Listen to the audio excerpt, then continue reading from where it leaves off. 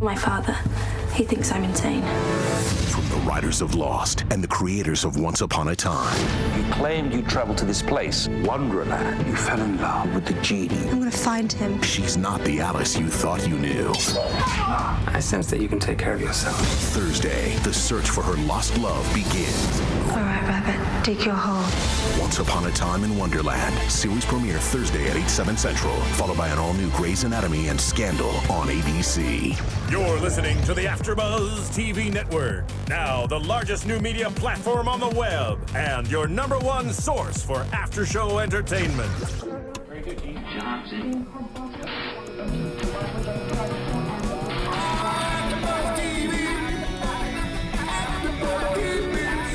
The AFTERBUZZ Studios in Los Angeles, California. Presented by Maria Menounos and Bing.com. And streaming live thanks to Akamai Technologies. This is AFTERBUZZ TV's Homeland After Show. We'll break down tonight's episode and get you all the latest news and gossip.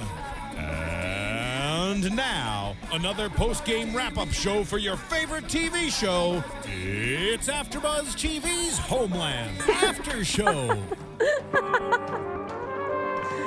Yes. Yes, Bing is for doing. Hello, and we are doing the Homeland AfterBuzz show here at AfterBuzz. Hi, I am not Thaddeus, and across from me is not Lauren or John or Lamar or anybody. This is Du'a, and this is Nando Valasquez, and Du'a Kaissi. Welcome. We are just kind of filling in. You're filling in. I actually just got added on to Homeland this week, so I was really excited to be having a conversation with the hosts. But we're this is exciting. The last time I sat across from you, we were interviewing Richard Harmon a few months ago, and that was you and I again. That was a long time ago. That was a long time ago. Bates Motel. Yeah, it's gonna be a good 45 minutes. It's gonna be a good 45 minutes. So hopefully you guys will be having a good time along with us as we recap episode 2, season 3 of Homeland.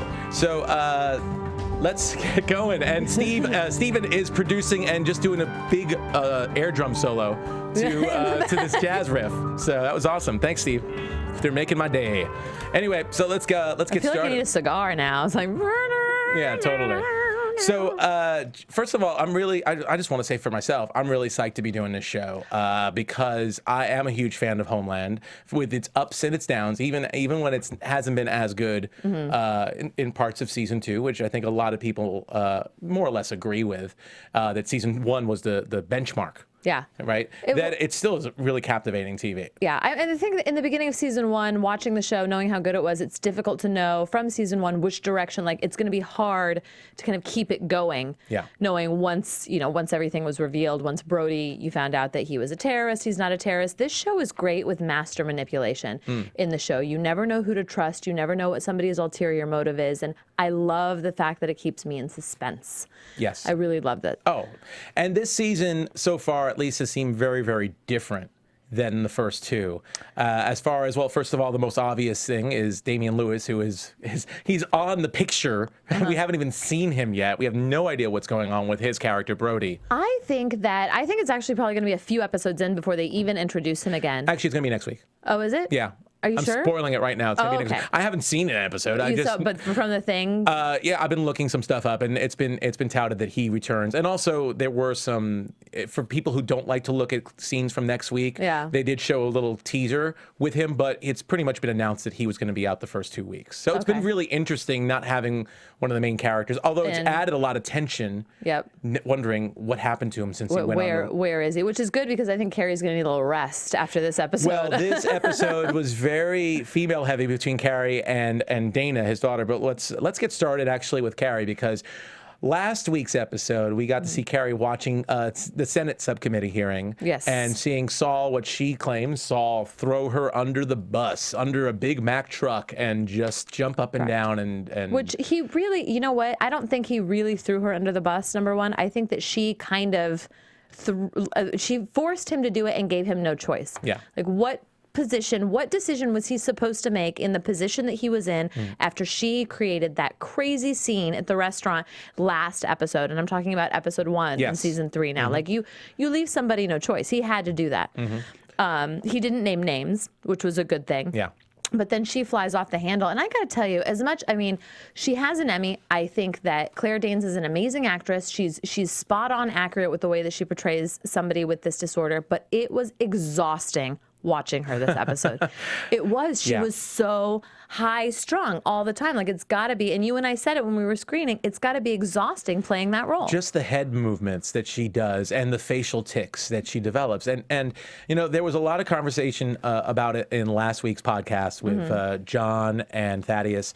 And John just saying, yeah, same old thing. I mean, we've seen this before last season whenever she gets called out or kicked off the FBI. But I really don't agree 100% with that. Well, first of all, she's bipolar. So she's obviously going to have certain go-tos that someone who's going through this much stress is going through. But I really feel like last season it was a lot more about also her love for Brody. And even though there still is this love, I don't know what you want to call it, a love thing, this relationship she has with Brody, she obviously still is preaching his innocence, saying he's not guilty. This is somebody who's on the ropes. This is somebody who just got called out. Even though her name wasn't out there, she feels humiliated and she feels thrown under the bus and she feels everyone's against her. So you can notice, I personally feel like I notice the difference between her being unraveled, well, you know, her reacting last season, her being completely unhinged right now. Yeah, well, I didn't see her. The only time that I saw her unhinged in this way was at the end of season 1 when she knew about the bomb and she was trying to get to everybody, and it was that moment of desperation, and she was completely, absolutely insane. Yeah. And she's unhinged like that again. And I think that they're doing this, and I'm hoping that they're doing this for the first couple of episodes to remind the audience, hey, don't forget, she's crazy, you know, just in case. By the way, she's crazy. Yeah, just to kind of remind the audience, because it's also when a season goes on hiatus and when a show goes on hiatus, you kind of forget. You're like, oh, you remind me again what this. Oh yeah. So I'm hoping that the first few episodes are kind of just to remind us like what the feel and the cadence of the show is before they really start opening new storylines. And I'm hoping that they open some more storylines, and it's not just, you know, same thing, different day, like David was saying. No, John was saying that. John was saying. I'm sorry, John. No, that's fine. Well, here a couple of things. I mean, first of all, she's off her meds, which we're all aware of from last episode. Hey, she's running 6 miles a day. Come on now. And she's meditating. Yes. And she's probably breathing a lot. Yes. I don't know. And, you know, so she's okay. Yeah. She's okay as she freaks her head out, moving all over the place. She's fine. She's okay. fine. It's like she's got like 8 cups of coffee while she's saying this whole thing. It's really crazy. Her neck hurt. Oh, her neck must hurt. My neck hurts just watching it. Yeah. But she's off her meds, and I think one thing that was really big when she was first admitted to the psych ward. Well, first of all, of course, she's going to a reporter and she's about to reveal classified information and say how the CIA knew about the suicide vest and Brody, which would have been huge if that got revealed. I don't work for the CIA. I don't know anybody that does, but I'm guessing that that's a big no-no. That's I would say that's a big can't talk to the press. And this is her fighting back. This is her reacting to what she thinks she got, you know, thrown under the bus and defamation and all this. She's just reacting blindly. But one interesting thing is when she got admitted, she pretty much said she can't be on the meds. And she might have referred to this in the first episode, but it was a lot more clear, I think, in this one, that she can't be. It takes her off her game. She misses things. She still holds. She said it in the Senate subcommittee hearing in the beginning of episode 1. She pretty much says it's her fault that this happened. She takes all the blame. And that's the one thing that I really love about her character is that she, at the end of the day, she's just somebody that has passion, that really just wants to do what's best for her country. Yeah. She really does have this honorable intention and motivation, but she's just so chaotic and everything is around chaos. But you'll also notice that 9 times out of 10, she's also right. Yeah. You know, so her going to the press and saying that this is what she's doing, they have to set up the big lie. That's exactly what they're going to do. Like, they need a fall person. They need somebody to blame for this whole entire thing. Yeah. She put up the pins. She set them up for them, you know, and now they have somebody perfect to blame, you know, for this whole thing. So she's spot on accurate. Yeah. And she's right about it. She's crazy, but she's crazy and right. There's a thin line between genius and insanity. Well, that's very true. That's very true. I believe, what is it?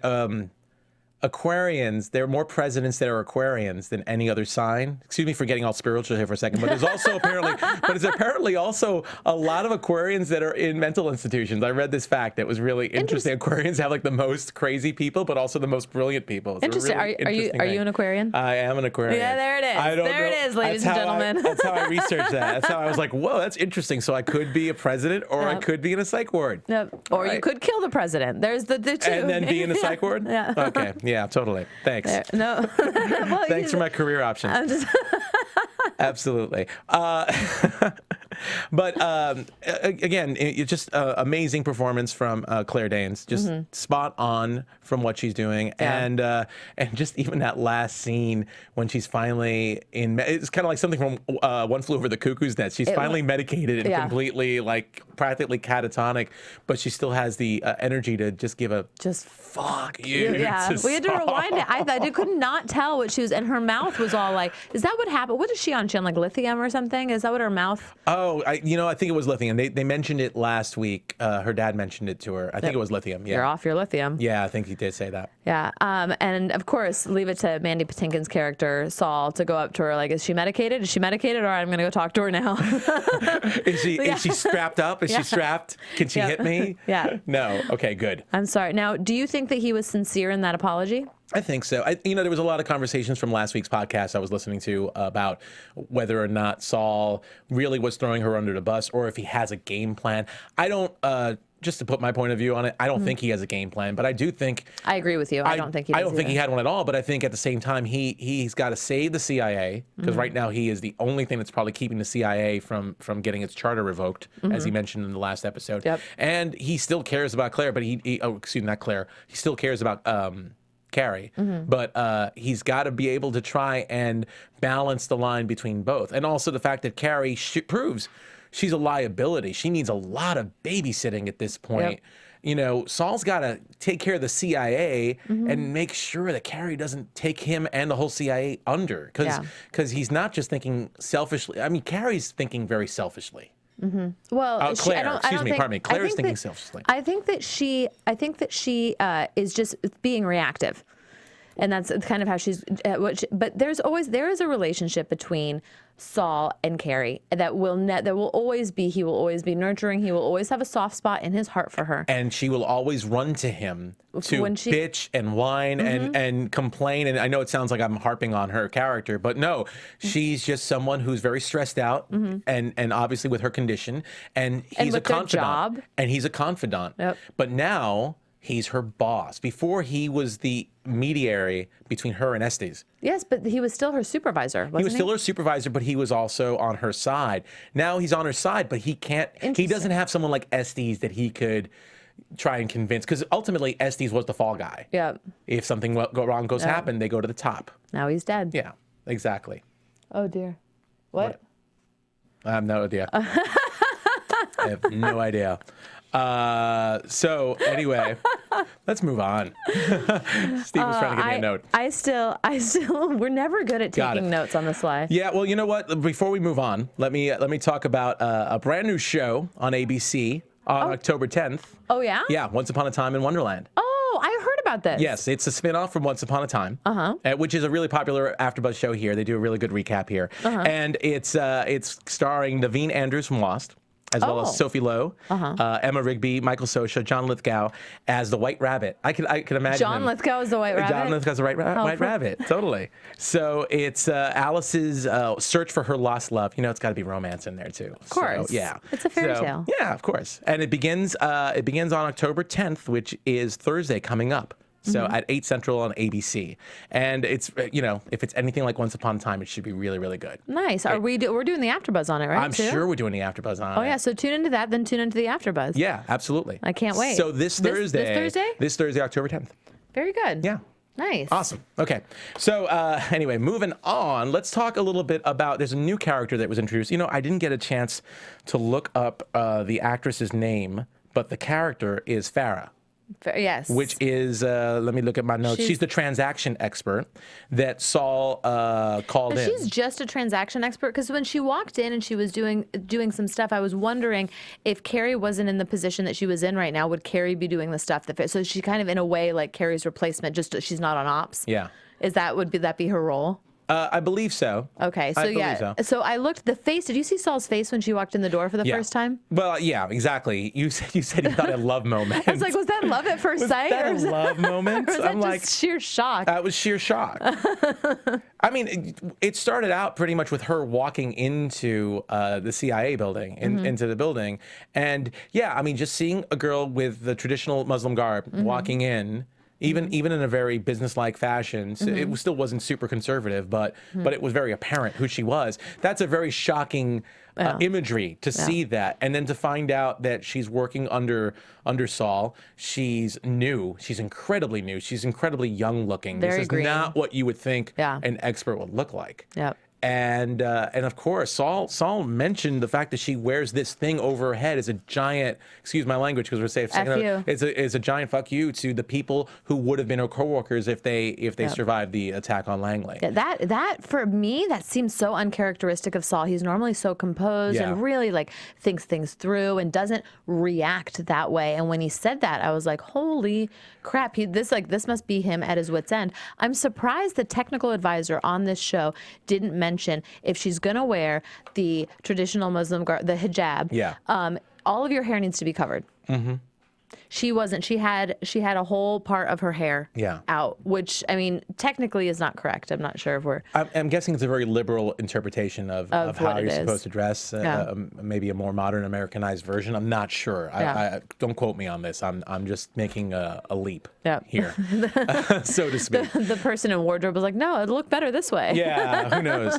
It's to LA. It's to LA. But, you know, I want to say, first of all, there were a lot of really awesome acting scenes in this episode. I thought there were. You know, I mean, at most of these episodes, there are a lot of acting. There's a lot. If you really pay attention to just the scene work, just amazing. I mean, of course, Claire Danes all over this episode, especially dealing with the facial tics and everything. But I'd have to say, Mandy Patinkin dressing down that character Farah with that giant FU and saying, if you're going to wear that thing, you better be the best damn analyst there is to do this. I just thought it was an amazing well done scene where he's like browbeating her, but then you see that the passion from that one line, you better be the best damn analyst there is if you're going to be here wearing that. Come here with a plan.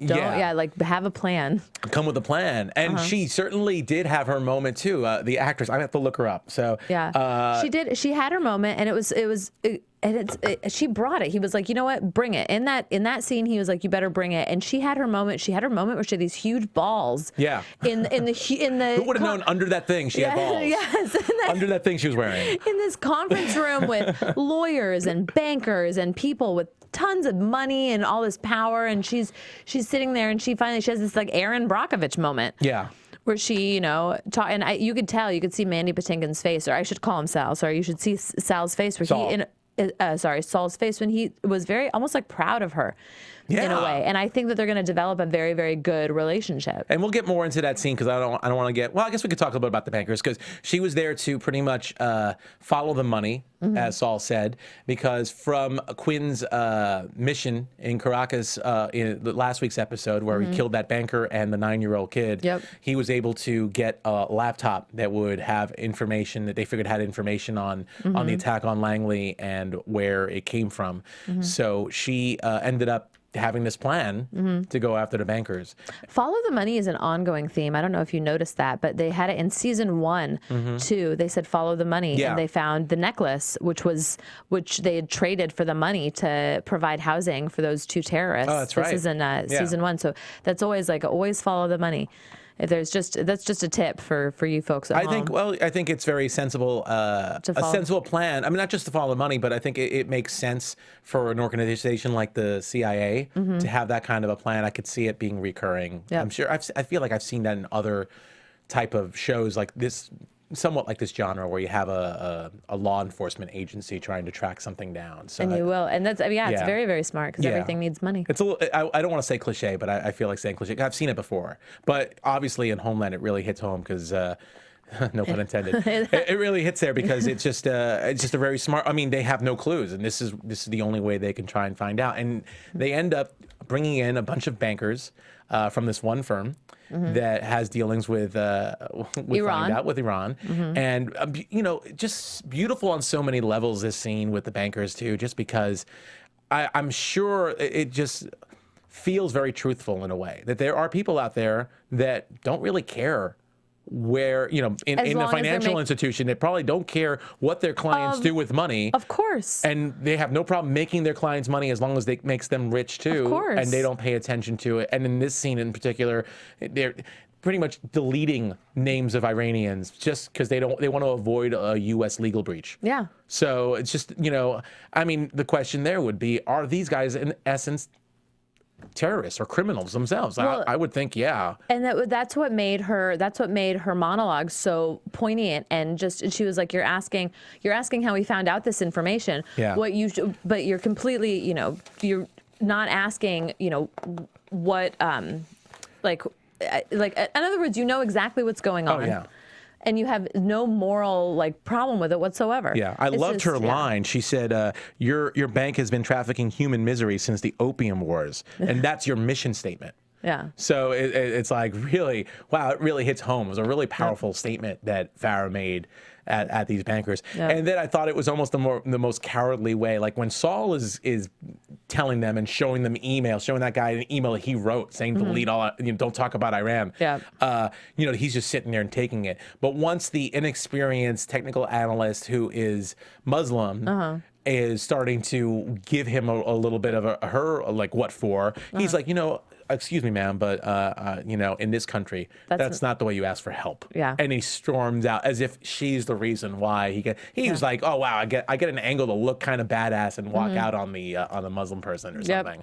Yep. I thought all around it was such a brilliant, beautiful scene as well with her. It was really, really well done. And then Quinn kind of sneaking in there and watching as well, which I thought was a really good touch, especially with what happens with Quinn later. Before I get into Quinn, though, yes, I also want to talk about the fact it's been a while since I've done this, so I'm trying to remember that we're available on iTunes. If you're watching a streaming, awesome. Or on our website on AFTERBUZZTV.com, which you can see us live streaming right now if you were tuning in live. Yes. But also our show, and I'm sure oh God, I don't even know the number anymore, 50 other shows that we do at AfterBuzz are all available on iTunes. So if you're listening to us on iTunes, awesome, then please subscribe. If you have subscribed, then please rate us. We'd love to get a rating. Tell a friend. We love fives, as one of my other co-hosts that I work with sometimes loves to say. We love fives, and please tell us what you think. We love to read the comments. And on a little sidebar too, if you do want to rate and comment, I know that you and I were talking about what had happened. They talked about this last episode too on the AfterBuzz. What happened to Mike? And I can't remember either, and it's been driving me insane. Yeah. So if anybody knows what happened to Mike, please rate and comment, or please comment about that. I was reading it. I was going to look. I didn't have a chance to really look at the finale, but apparently he was in the finale from some Google articles I pulled up, and it sounded like he was almost rectifying a relationship with Jessica. Again, kind of it like was. there. They were going to have an affair. They either did or they were about to have an affair. Yeah. Right around the time that because Brody and Carrie were going to have their affair, and then Jessica and Mike were going to have their affair, and it was to the point they were all they were spending a lot of time together. Yeah. And then there was the explosion, and I forgot about what happened. Yeah. And either he's just not there. Well, to be honest, I know Lauren seems to have a crush on Mike. She was saying how she'd rather have Mike than Brody, but I don't really care either way. But I think his role. You don't care whether or not you'd have Mike or Brody? I just want Jessica. I'd be happy with Jessica. Marina Baccarin? Yeah, no freaking problem. I will take the guy that killed the little boy. What's his name? I'll take him. Quinn? Not because he killed the little boy, but you like the bad guy. I know you like a bad guy. Totally do. There's no way to backpedal from that. Totally do. But, dear. No, but I think really Mike's role in the show really just about ended right there anyway. I mean, he was really a foil for Brody, but now that everything's out in the open about Brody and he's on the run, there isn't really much of a need for Mike to be having an affair with Jessica. I mean, for all I care, they could be having an affair, but it doesn't really serve the story for us to see it. Correct. That's true. Yeah. However, I think that I feel like Jessica's in such a weird place, and we'll kind of get into that a little bit later, but having somebody to fall back on, Yeah. just the same way that Dana has somebody to fall back on and makes it apparently worth living, Yeah.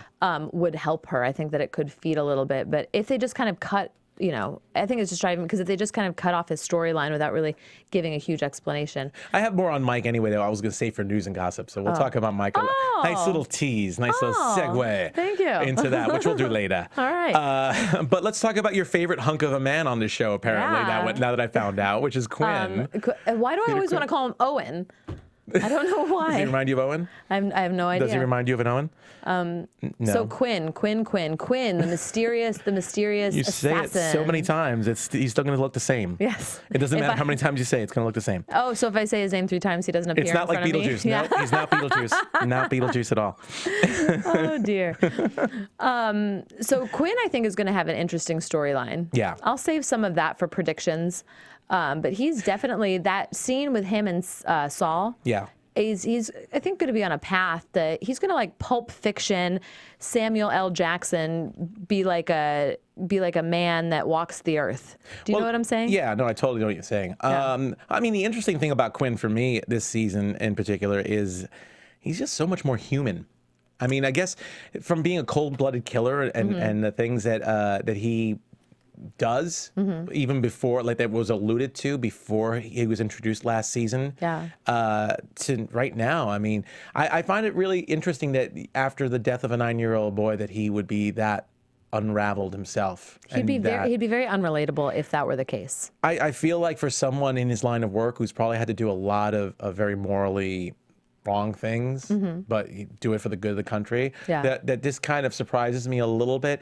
I think part of it obviously has to do with Carrie and just seeing Carrie who he learned to like and trust, even though he didn't. He came in to really watch over her and Brody and kill Brody. Yeah.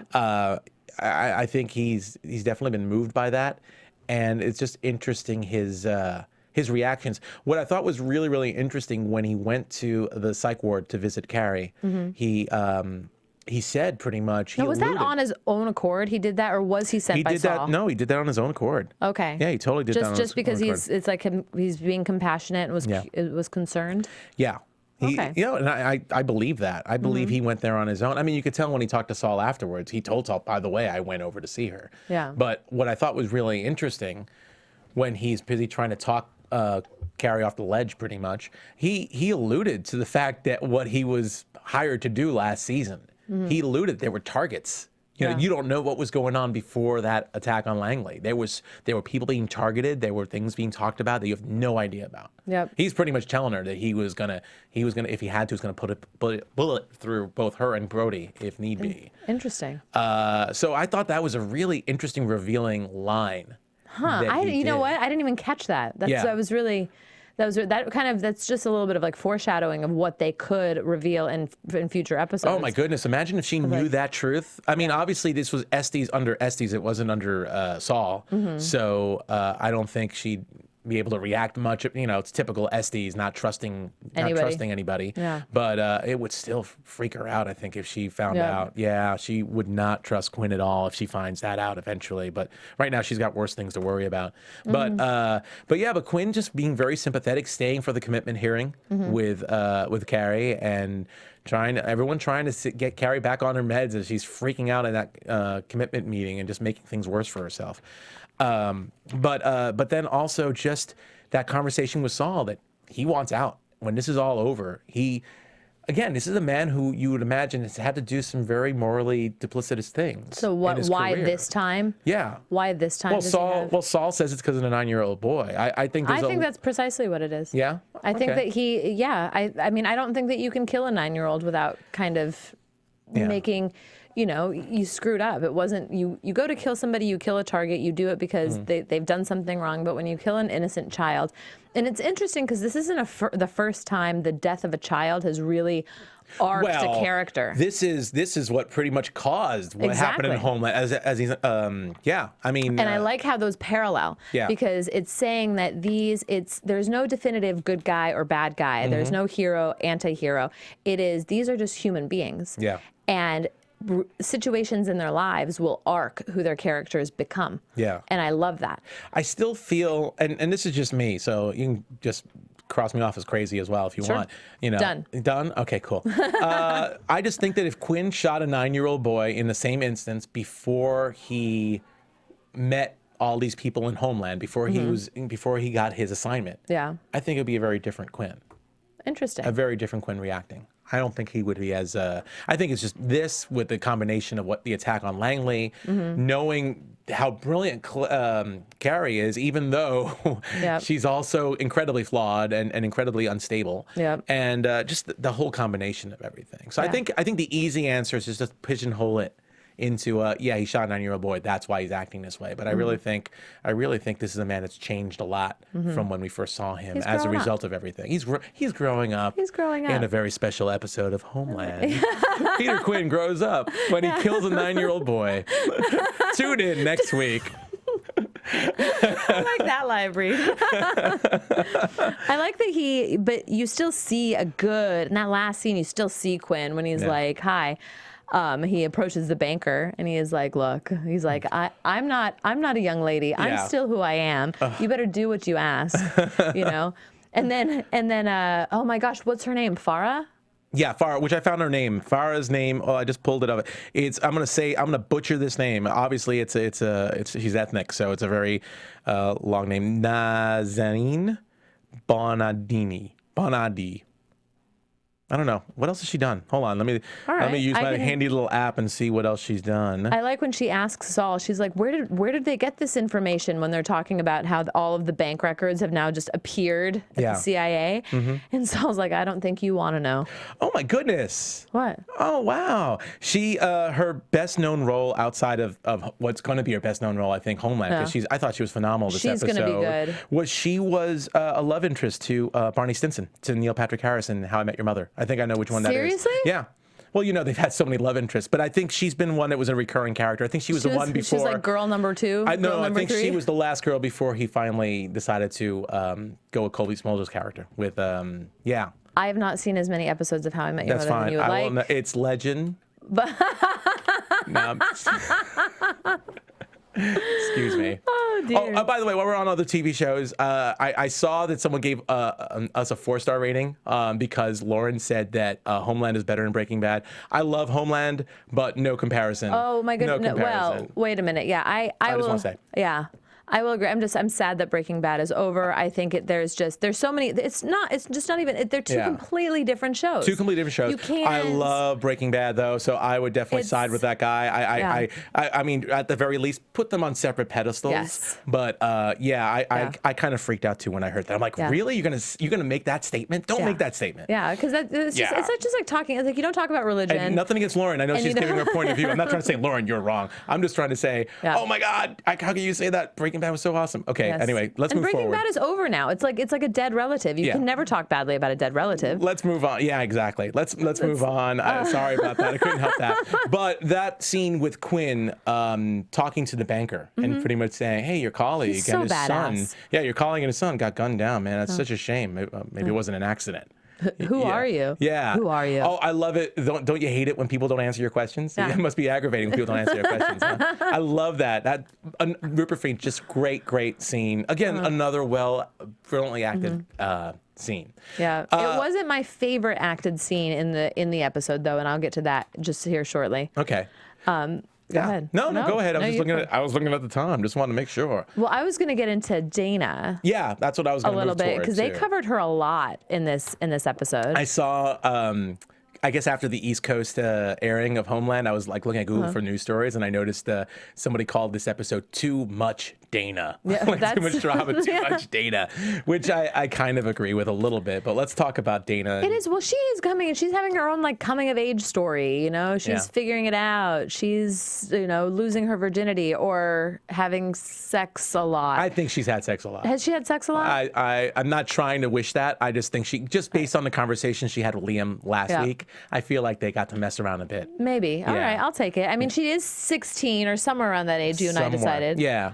She's. I haven't seen her drive at all yet, though. But she's That's the best way to know if she's 16. She can drive. Yep. That's how I tell. Who's that guy? He's driving. He's at least 16. He must be. He must be at least 16. Yeah, that's how. 15 in some states. Yes. Well, I don't know. Was his mother in the car, passenger seat? I am liking her story, although I can't tell, and I don't know if it's just the way they want her to play it. Yeah. I can't tell whether doesn't really know what her character is doing, or whether she's just trying to be like really aloof in her face. Okay. Does that make any sense? Yeah, that does make sense to me. I thought for certain when the bathtub started going, I thought she was going to slit her wrists again to get back in to the institution to go see him. I thought that she was going to do that when she's like, Because you did say, is she going back to her boyfriend at that time? Yeah. And I didn't realize that's what you thought. Exactly. Yeah, that's what I thought. But instead she ran away. Yeah, and did which it, I thought you predicted. I thought it was awesome. Yeah. Oh, that was a lot more. That would have been the level-headed way. I was like, is she going to slit her wrist again? You're thinking too hard. Keep it simple. Yeah. Keep it simple. Just walk out the window. Sneak out the window. The scene with Dana and her mother in the bathroom, when she looks at her, and she's like, this wasn't a cry for help. I wanted to kill myself. I wanted it to all be over. And I want to live now. And it's because of this guy. And I just thought that was so well acted by Jessica. So well, like her vulnerability on her face. Oh, that face, Marina Baccarin's face. Yeah, you pointed that out. And it was really... she was just so... It's just her... Like, it was... And I think that she was so happy and it was the first time her daughter was opening up to her. Yeah. And they had this just... It was a really good Yeah, they had moment. not been communicating, and it's just, she's been fighting. Are you hungry? I'm not hungry. Yeah. It's just, they're fighting. It was just this one true moment. And again, kudos to Morgan Saylor, too, for setting it up. Yeah. Because Morgan Saylor plays Dana. Yes. Excuse me, who set that up? Because you can't have that reaction without it was getting it. Such a good scene, just the back and forth. Yeah. And I do think that Morgan's character is really, like, her acting is really, it's difficult when you cast young actors and then it gets into a second and third season because you don't really know if they can play those parts that you're like and go those places that you want to take them. Absolutely. I mean, what's her name from Mad Men is another example. The daughter from Mad Men, John Hamm's daughter. Oh, exactly. Yes. Yeah. It's difficult because sometimes they grow in and you're like, oh, they're not really getting where we need them to go. And then you want to develop these storylines, but you have to. There is a lot of hate toward Dana. I do get that. I think these characters sometimes you feel they're whiny. I don't know where I am. Like you hate Dana or hate. Not the actress itself, just hate the character because it just seems like you want to see more of Brody and you want to see more of Carrie and you're like, we're following the family too much and what's this about the teenage daughter? Well, and I will save that for predictions, actually. Yeah, but I think it's interesting, and I know they talked about it a little bit last week too, so I just want to touch upon it. Like why isn't the son involved as much? And I think ultimately it really is about a daughter and her father and how it affects her relationships with men in general. And look who she's going for. She's going for this guy. She's going for the bad guy, Liam. And it affects all her relationships. And I think that's also the relationship with her and her mom because she sees the way Brody and Jessica were at each other when he came back. It was true. And I think that they'll probably open up a storyline with the son. Eventually. But later on. When we figure out how he got so damn tall and thin. Well, is it a different kid? Is it the same kid? I don't think so. I don't because think so. I watched some previous episodes and it looks like he has the same face. I don't know if he just hit puberty and shot right out, because if so, that's an amazing casting job. Yeah, I would agree with that. But I would think it's the same kid. I definitely think it's the same kid. Same kid? Yeah. But again, I think brilliant. And then, of course, the big reveal at the end. That scene was amazing, too, because she's pretty much saying, you're not crazy. I'm not crazy. Yeah. Dad was crazy. Yep. Dad lied from the moment he came in here and ruined our lives. And she did this whole amazing speech. But then she goes and she pulls out the prayer rug and looks like she's starting to convert a little bit. And it's a remembrance. I don't know if she was starting to convert when she found it, and it looked like a bath mat, not a prayer rug. It was so funny. Well, it's what he used, I guess. But it was almost like she wanted to be close to him in some way. And she wanted to understand why he was the way that he was or how he got to be. She's a big thinker. Yeah. This one. I got to start wrapping this up because we started a little bit late. Oh, and no I don't want Steve to yell. There's so much more. Actually, I'm surprised. Steve's a yeller. I didn't think that we were He going wasn't going to yell, but I'm just saying. I didn't think we'd have this much to talk about. I'm surprised. I miss talking with you. I really do. I'm going to do one quick news and gossip thing just because I teased it earlier. Okay. But the man who plays Mike, which is, and we're never going to use the audio. That sounds like its own show. The man who plays Mike. There's the Mike. There's the thing. It's like really quick. He's on the black. One of the reasons why he's not on Homeland is because he's on the blacklist. He's one of the leads on the blacklist, which just got picked up for a full season. So there's news. If you want to know what happens to that character, if you're like Lauren and you really think he's a hunk and you want to follow him, he's on the blacklist on Monday nights on NBC. That's the one with the guy that played the lawyer and the secretary at the movie. What's his name? James Spader? Yes. Okay, James Spader, Red Reddington. Yes, it's a really good show. I was supposed to be doing that show. I'm not able to right now, but the A-team from Bates Motel with the rest of us, they're doing it. Anyway, let's go to predictions really quickly. Because you have a prediction. Oh, I do. I hope I didn't forget it. Now, your AfterBuzz TV. Ooh, spooky lights when they do that. I have a lot of predictions, and now I forgot them all. But my prediction about Dana is I think, and I think this is going to be like a season prediction, but I think that they're building all this up for Dana because I think that Dana is going to end up doing something to her father. Like, I think that he will end up coming back at the very, very end. I know that this is going to be a crazy road to get here. Yeah. But when she sees her father again, she will end up being violent with him. And I think that they're doing this to build her character to kind of give them, you know. Yeah. That's one of mine. You tell your predictions, and I'll see if I can remember my. Well, my prediction. To be honest, I'm going to piggyback off of something that Lauren said last week that blew her mind. But after seeing what happened this week, I think it's true. Yeah. Pregnant. Yep. Totally pregnant. She Dana's blew gonna be her own pregnant. mind that episode. She blew her own mind that episode. Exactly. So yeah, I'm gonna say she's preggers. I'm gonna say she's got a Liam love child in the belly. I could see that. Yeah, I could totally see that, and I could also see her running away with Liam. Yeah. I think that Clive. What's his name? Quinn. Damn it. Clive Owen, otherwise known as Clive Owen. Quinn. I think that he is going to go on. He's just going to have a vision quest. He's changed. He has changed. He's a different man now. It's going to be interesting seeing almost going to go rogue. Ooh, I could see that totally. Yeah. It's been such a pleasure doing a show with you again, Du'a. I'm really glad we got to do this more often. All right. I'll be back here next week. You might be too. I'm not sure what the. I don't think I can be back here. I will be filling in when I can. Okay. But then you and I are on Bates together in we'll come February? Back. Yeah. So February, I know guys. Thaddeus and Lauren will be back, and I think John will too. We'll see what happens. Yeah. But where can we find you if we can't find you here? You can't find me anywhere. I'm hidden. You're hidden? No. Okay. Or you can find me at Du'a Kaissi on Twitter. Oh, there you go. And you can find me at Nando Val on Twitter.